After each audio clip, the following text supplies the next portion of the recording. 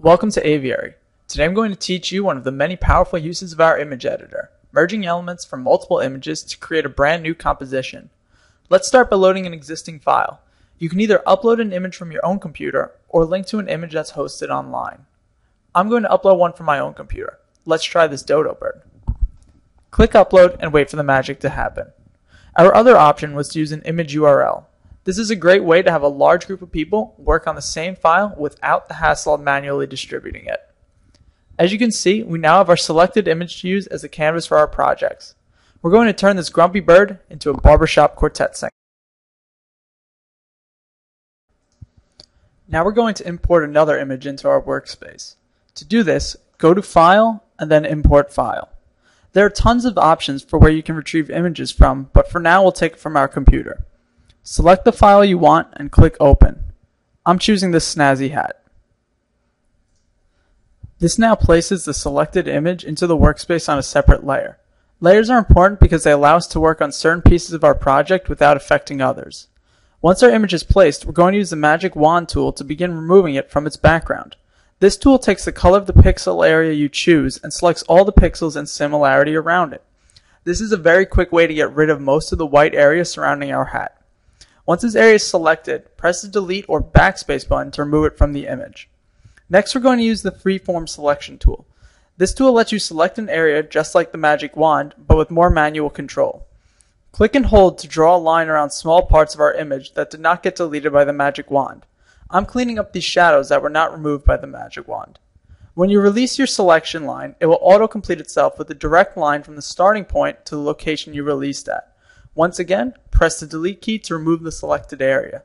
Continue doing this until you have removed the excess parts of your image. This hat is way too big. Let's make sure our dodo can see. We wouldn't want to doom him to extinction. To change the size of our selected layer, use the transform tool. Upon selecting this tool, the image will be given editable handles that allow you to alter its dimensions, position, and orientation. To change the size, hold down the shift key to maintain the original proportions. Grab one of the corners with your cursor and drag it until you're satisfied. You can then position it comfortably on the skull of our critter. Selecting off of the transform tool will have you verify that you want to keep your changes. It's time to give our dodo a cane. I've already done the same procedure to the cane as I did for the hat, removing it from its previous image. I'm going to show you two other uses for the transform tool, rotation and flipping. Just like with the hat, we can use the transform tool on our specific layer only. Grab onto one of the nodes and drag it back towards the other side of the image to flip it over on itself.